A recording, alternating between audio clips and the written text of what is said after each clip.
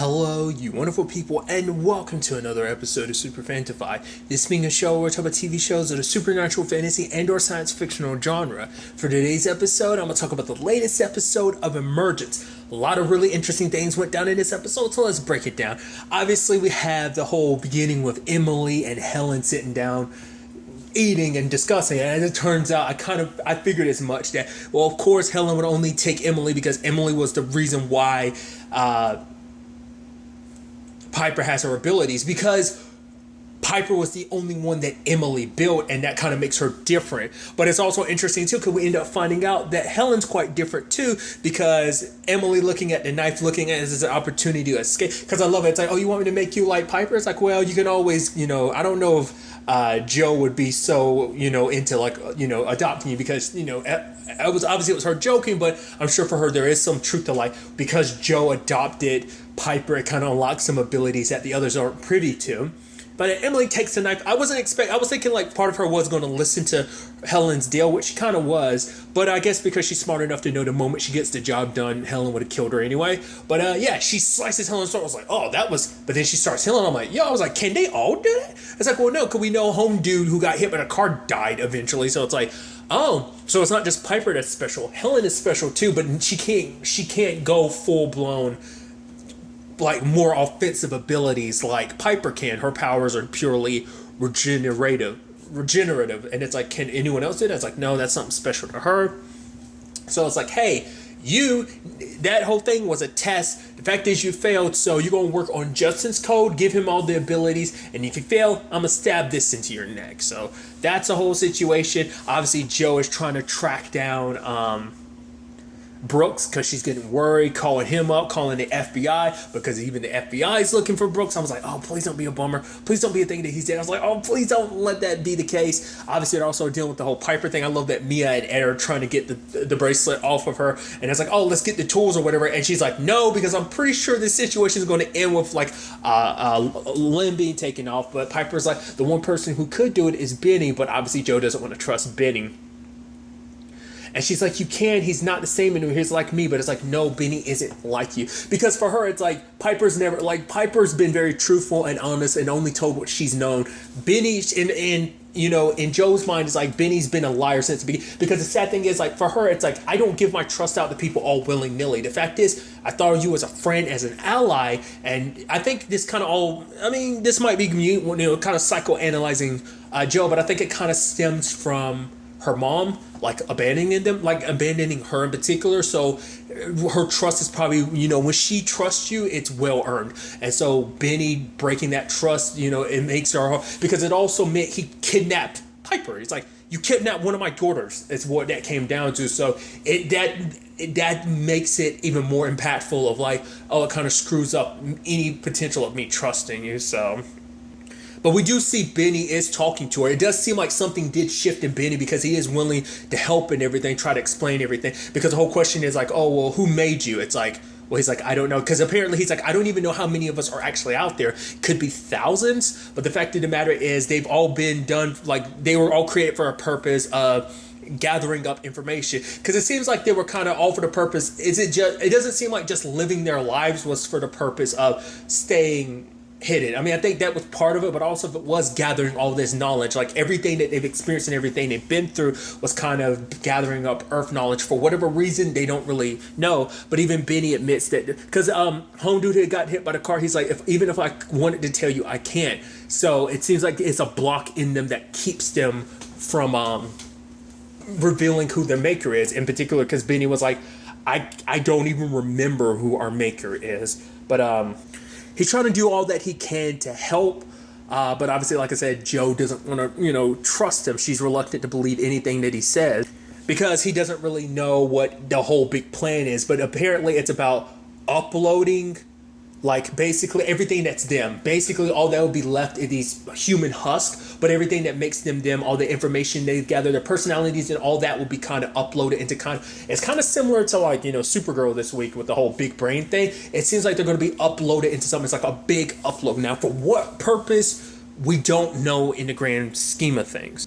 It seems like Benny's just kind of as much in the dark about this whole situation as everyone else is that's involved. So it makes this whole situation very, complicated to try and, figure out. But like, like I said, Joe doesn't want to give him an opportunity. 'Cause like I said, she doesn't believe him. So then she gets a call about Brooks, and it turns out Abby has him because someone had dropped him off at the hospital. Luckily, he's alive. I'm like, yeah, Brooks, you're alive. That's awesome. So working with Abby and home dude who played Sugar in Luke Cage, they're able to get Brooke out of there. So because the thing is, because at first I was like, oh, is it really that bad that the FBI, because I was like, well, you don't want the FBI to get their hands on him because they'll ask a whole bunch of questions. But it's like, right, because of the Emily thing, he illegally took, someone out of custody and they got taken. But then it also leads to like the questions about like, what are you doing with Chief Evans? Like, what's this whole situation about? Whole bunch of questions they don't want to answer because it's a whole complicated thing. So... But it actually leads to an interesting conversation at the police station because he talks to Benny because it's like, yeah, the person that helped me out was Helen. And he was like, really? Because even Benny was like, no, that doesn't sound like Helen. Why would Helen help you out? And it's like, well, yeah, that's the big question. Like, because at the same time, this also deals with like that giant battery, which is obviously the thing that Chris and Alex found. It seems like that's actually like the big thing necessary for the upload because they need a crap ton of energy because obviously we're dealing with something that's going to be probably like a worldwide thing of like gathering up all what is the essence, the AI essence of every AI that's spread across the world. Because like I said, because even Benny doesn't exactly know how many there are. But once again, Benny wishing to be helpful, he's like, I'll do whatever it takes to kind of get your trust back. I'll help you take down Helen. I could get close enough to her to take her down. Because I think Benny probably knew about Helen's abilities. Maybe he didn't. Maybe he just knew that she was kind of tough and it wouldn't be easy to take her down. But like he could catch her off guard. But he's like, okay, if that won't work, I can help get the bracelet off of Piper. I can show you how. And that means you'll trust me, right? It's just like, maybe. And obviously, it does end up working and helping Piper get the bracelet off. And it's like, oh, how did you figure out how to do that? It's like, oh, that magic is kind of what Joe was saying. It's like, Benny helped you out, didn't he? It's like, yes. It's like, see, so he can be trusted. It's like, no, we can't trust him. And, Piper's like, you are so mad at him, you should forgive him. The fact of the matter is, are you willing to stay mad at him? Even if I'm right? And she's like, even if you are right, I can't. Once again, it's just, she can't forgive that level of betrayal, so... That's a whole angle to this. Then you have this element of Brooks of turning himself in over to the FBI, which obviously, like, it's like you're going to get prosecuted for this. Like, obviously, you're basically going to lose his job and probably make it so that he probably couldn't get any other law enforcement job either. It'd probably, like, screw up his life. But for him, he's not willing to drag Joe into this because, like, he doesn't want to bring all this to her doorstep because it's like, you didn't involve me in this, I involved myself. So before he's about to leave and everything, and he's just kind of scooting her out the way. And then they kiss. I'm like, yay! But at the same time, you're like, oh, it kind of sucks because of the whole Alex thing, which there's even an element of that. I was like, oh, yeah, Dad's got the job thing. Did he tell you? And she was like, no. Because obviously she knew that was a conversation last episode, but this episode, like, it's kind of like, oh, showing that, like, Alex is kind of going out, kind of trying to find his own path, find something for himself. But regardless, like I said, so it's kind of like a yay and oh, because you kind of feel bad because of the Alex and Joe thing. But at the same time, you're like, obviously there's been sparks there, and they're just kissing and I'm like, yay! And then she's like, I just wanted to say, like, I think you're being very dramatic. And he's like, what? And she's like, yeah. I mean, she's like, you're acting like we're never going to see each other ever again. And he's like, okay, why'd you have to ruin it? She's like, you're acting like you're going off to war with your... He's like, all right, forget it. Just move out of the way. I'm like, it's such an adorable moment between them. I was like, that's so cute, dude. I love it so much. But obviously he gets brought in by the FBI. And it's just kind of, they're asking questions that he's trying not to, bring up. And then, lo and behold, someone shows up. That actor, I've seen him in plenty of different things. Actually, interestingly enough, because the actor who plays Benny was in The Mentalist. This guy, I know he was like a recurring, like, character. He popped up every once in a while in The Mentalist. So it's just kind of interesting. Like, as I've seen the actor from time to time and stuff, but that's just kind of what came to my mind. I actually didn't even put that together with, like, the whole Owen Yelman situation until just now. But regardless, it's like, apparently he works for the Department of Justice. His name's Michael. And it's like, oh... man, we should have kept an eye on you. I'm surprised I didn't hear about you, Agent Brooks. And it's like, well, the fact of the matter is, all this is cleared up. He's basically sweeping it on the rug. And immediately my brain is like, all right, so either you're a part of all of this, or you are like in a sense that either you're connected to all of this, but my mind was more so thinking like he had to be an AI. I was like, they've got AIs in every department, because even then it was kind of like, oh, like, because even Helen was like, oh, they've kind of spread out enough that they built up enough assets and fortunes that they could have paid Emily. So that's why I'm kind of like, that's why I was kind of like, oh, they must be high ranking people all across the board. So I was like, he has to be one, the way he's willing to kind of shut this down. It's like, you don't want, because at the end of the day I was like, okay, because like why not just kill Brooks? But I guess in the grand scheme of things, probably killing an FBI agent would probably cause too much issue. So that's probably why they were like, it's going to draw unnecessary attention towards us, so let's not go down that route. I just think it's kind of interesting later on, just because of like the whole rescue thing. It's like, how do you know to come rescue him is kind of my point. That's why I think that seems a bit suspicious, but maybe not. I don't know kind of what to make of that. Brooks was given like a new phone, a badge. It's like, oh, you could go register for a new gun and everything. It's like, thank you for your service, your this, and blah blah blah blah. He's like, so go ahead and go. Your job is safe and everything. And I was like, yep.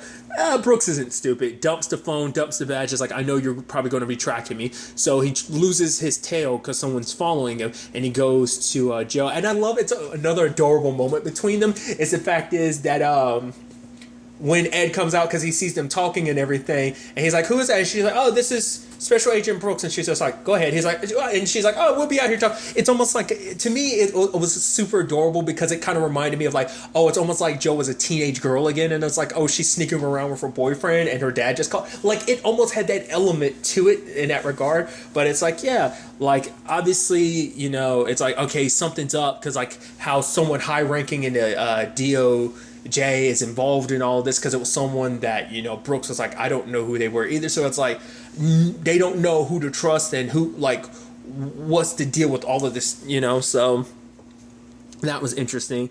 But also I love, it's like, yeah, because obviously they know a lot about you, Joe. In fact, like, they ended up bringing up the fact is that car that you dumped in the ocean, and then Joe had that look on her face like, what are you telling? She's like, all right, did I drop a truck in the ocean? And he's like, you don't even remember? She's like, yeah, I remember. She's like, I remember now. Yeah, it was magnetic. He's like, Joe. And she's like, don't call me Joe. And they start kissing again. I'm like, dude, you guys are super adorable. So all the while that's happening, it's like, all right, let's draw out this person that's following you. And then it turns out, hey, it's Loretta, who looks exactly like Helen, which I guess is almost very borderline narcissistic of her to make Helen after her, because we get revealed, because I kept reading, like, because I thought like maybe Benny was the one in charge, but I had brought that up last episode, that it's like, oh no, they're setting it up so that Helen is definitely the one in charge. Well, it turns out it's because Helen was actually the first one. But that's why I'm like, it's a little narcissistic, because you made Helen look like you. But what's interesting to kind of show you the difference too is not only just the accent, but also the scar on her face, because we know Helen can heal, and I guess that's a reason. I guess that's probably scars from her run-ins with Helen, because it's like, yeah, if you have the ability to kill Helen, why don't you just kill her yourself? And she's like, I don't have enough. There's not enough bones to break, or something like that. I don't know what she was referencing herself, that her fragile human body would kind of break before that, or just that no matter how much she breaks any part of Helen, it just ends up recovering anyway. So that could have been what she was insinuating. But it's interesting because they bring up something where it's like 18 years ago, they caught some signal that they thought was kind of like some spy stuff, like something from China or Russia, but it ends up being, because she thought it was like code for building a weapon, but it turned out being a code for building an AI. Now, to me, it's like the big question that never really got answered is, where the hell did that stuff come from? So are we like I brought up before, are we going extraterrestrial, or did someone else, like, especially considering the fact is that she's potentially the start to all of this, kind of makes you go, okay, so what does that mean? Because like it turns out like Helen kind of grew and wanted to make AIs of her own. So like all those other AIs, including Benny, she made herself. So it's kind of like that Skynet thing, or just machines kind of being like, oh, we don't need humans anymore. So that's what I'm wondering if that, like I said, if that's what this is all about, like the next stage of evolution of like going up to this big upload and then kind of taking that to kind of reformat, or kind of almost terraform and reformat the planet to kind of fit them, to make it so that maybe they're the only humanoid species, either wiping out humans or making it so that like the AI, there's more of them, because there's still such, even if there's thousands of them, there's still obviously billions of humans. humans. So am I trying to rectify that in some shape or form? I don't know.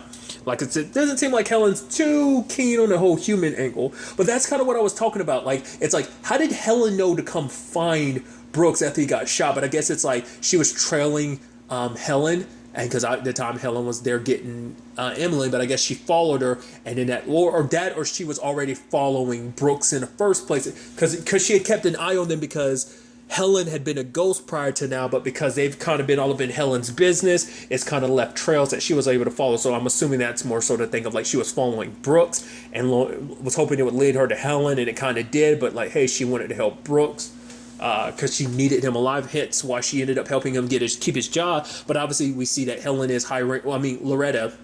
And I think I kept saying that wrong each time, but Loretta is very high ranking, considering the fact that she was able to get someone from the DOJ to help keep Brooks' job. You know, that in itself speaks volumes. And obviously, besides, like, somehow she was able to, well, because obviously this is a government-funded project and everything, no surprise.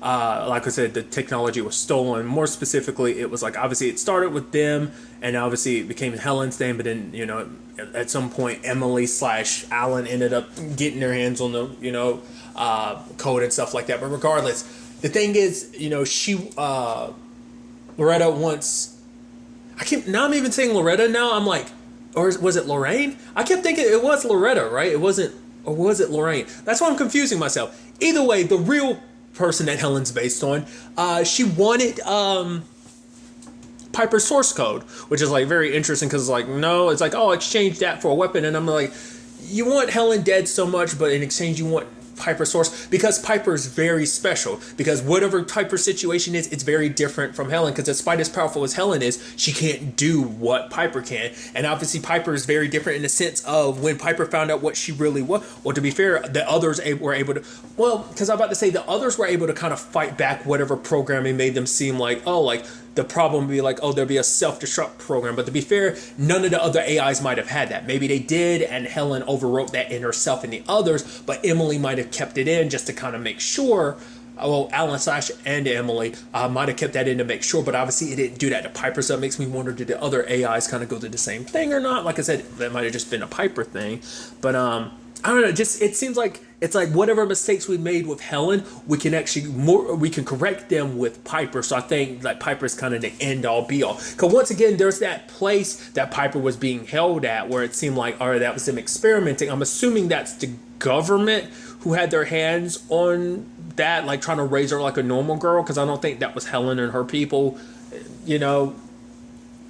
So I'm curious. Well, could we do know in the long run that was all for the purpose of Emily wanted her as a daughter, so that was probably more so still fitting that mode. Because I just feel like they never fully answered that. They kind of did, but I feel like they still never really equated all that together, all that being 100% Emily and not just something else mixed up in all this. But like I said, that might just be because I'm like forgetting some things or kind of, you know, not maybe some details I had missed in that regard. But nevertheless, they do hand over her source code to get the weapon. So, but part of me was like, are you really sure that's actually her? Like that could be Helen. I mean, like it was dark, so you couldn't really tell about the scar on her face. But you know, we'll see. I mean, in the grand scheme of things, it turns out that they lied anyway, because that wasn't really her source code, because she actually gave it to Chris.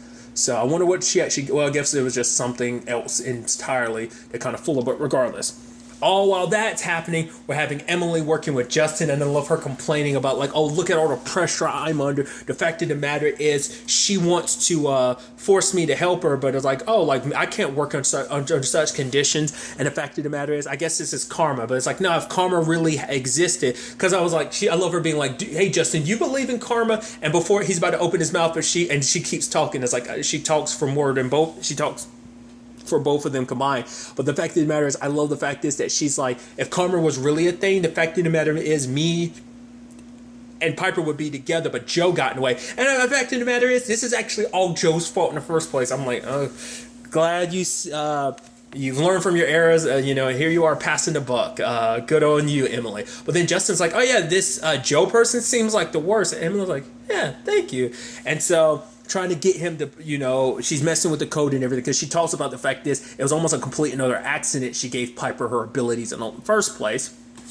So now she has to recreate that accident, and now it's a situation of she's trying to get Justin to use his powers, but it's not working. So but he keeps going because he wants to kind of do it for her sake, which is like, oh, I kept thinking like, oh, like Justin kind of has a thing for Emily, but he keeps activating his powers, but it's not working. But then I guess the nearby battery kind of feeds off of that. So the moment like it, every time Emily would slap him, it activates. I guess because their powers are derived through emotions, because that's how Piper's powers would end up kicking in a lot of times. So I guess every time she hit him, it frustrate him and make him angry, so it activate the battery more and more. I love that at one point she punches him in the gut and activates it, which it's still a battery, so it's charging Chris's phone, which turns on a signal. It's like, hey, this is where everything's going down.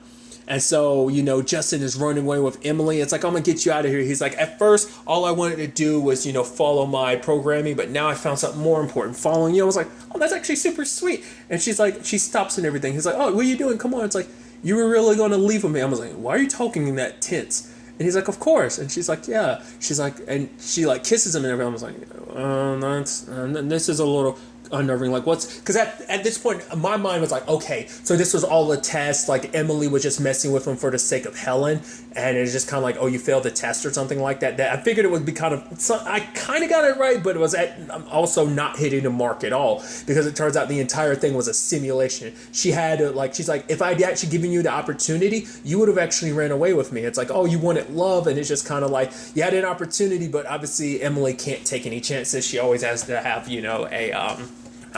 like she did with the whole Piper thing. If I can't have Piper, no one can type of situation. So it's a very like, oh, I have to have a backup plan, a contingency. And hers was locking him in a program, and kind of felt bad for him too, because it's like, he's like, I thought we had a connection, and she's like, oh, don't worry, I got what I need. And then does her thing of, Helen does her thing of taking the one. Like I said, I think the one in their head is like the main one. I think that's like when everything gets uploaded, everything that's stored is in there. Everything that's them and their code and basically their essence, their soul is in that one. So when she took that, I guess Helen kind of put it in herself. And because it seemed like she was constantly gathering up all those pieces from other people. So I'm assuming it's like, because obviously those are storage devices. Like I said, they're everything that those people were, everything that they learned.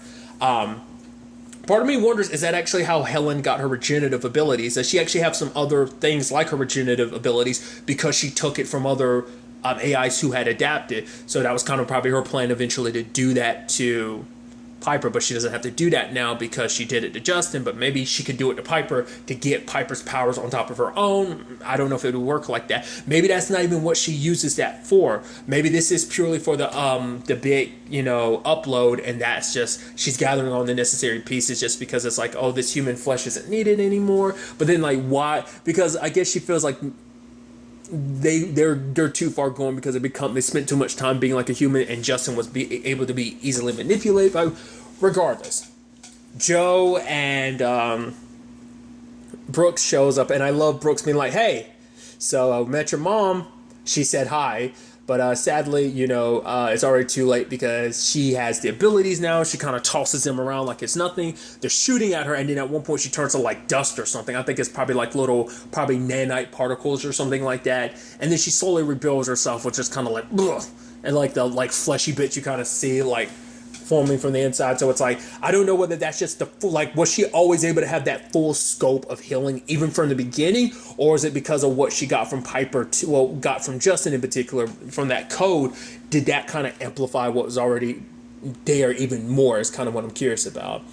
And obviously they're kind of locking themselves away, trying to escape her, because they got that advice. I guess that thing that she had, that thing that kind of seemed like it was alive, I guess it kind of feeds on the battery and kind of acts as the big part of the big upload. So there's that, which we do see that the battery and everything, once the big upload started, like everyone, including Benny in jail, as well as Piper at home, were kind of lifting in the air. And I love Joe being like, all right, Daphne, I know this is weird and that's going to be a lot to explain, but we have to explain it later, because it's like, right, Daphne's still not in the know. Literally everyone else in the station is not in the know. The only person there that's in the know is Chris. So there's all of that.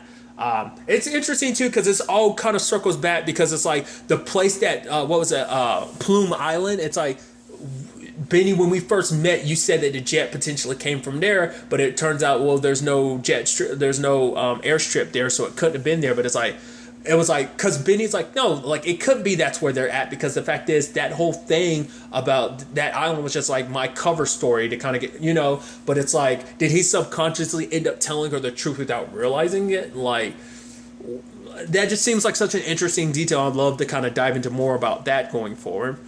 There's also Piper being like, yo, Alex, you got to take me to Benny because we need his help, because if we don't, Joe's not coming back. He's like, don't say that. And she's like, it's true, because it's like she has this feeling of like things are about to go bad, and to protect Joe, they're going to need Benny's help, so that's where we are. And it seems like, Helen is after, Brooks and Joe. And it almost the way it almost sounded like she shapeshifted like her hands into weapons or something. Like the sounds, it almost sounded like something cutting. So I almost halfway expected her to turn her hand into a blade, like go full blown Terminator. Which I guess I should have thought about that. These are like basically Terminators. I don't know why I didn't correlate to my head till just now. But regardless, I kind of almost halfway expect her hand to shift into a blade and her to kind of slice through the door. Regardless. Kind of an interesting way to end off the episode, but I'm very excited to see where all this goes forward. Next week is, in fact, the season finale.